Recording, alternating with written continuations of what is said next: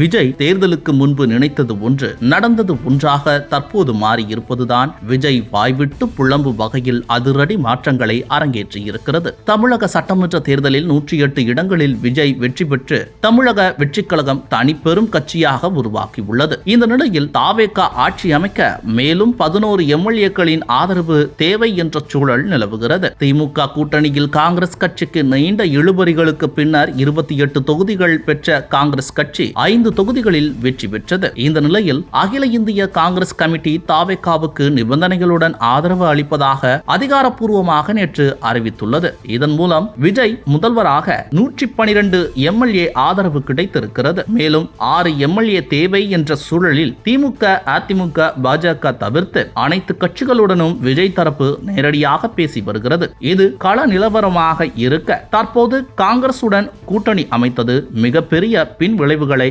விஜய்க்கு ஒரே நாளில் உண்டாக்கி இருக்கிறது. தமிழர்களின் நலனுக்கு எதிரான ஒரு கட்சி காங்கிரஸ் கட்சியை எப்படி அமைச்சரவையில் சேர்க்கலாம் என தமிழ் அமைப்புகள் தொடங்கி இலங்கை தமிழர்கள் வரை தற்போது எதிர்ப்பை பதிவு செய்து வருகிறார்கள். மேலும் மத்தியில் ஆட்சியில் உள்ள பாஜகவை காங்கிரஸ் கட்சியை கூட்டணியில் சேர்த்ததன் மூலம் நேரடியாக பகைக்கும் நிலை உண்டாகி இருக்கிறது. ஆட்சி அமைக்கும் முன்னரே தனக்கு வாக்கு அளித்தவர்களையும் மத்தியில் ஆட்சியில் இருக்கும் பாஜகவையும் ஒரே நேரத்தில் விஜய் பகைத்துக் கொண்டது அவரை வாய்விட்டு புலம்பும் நிலைக்கு கொண்டு வந்து நிறுத்தி இருக்கிறதாம்.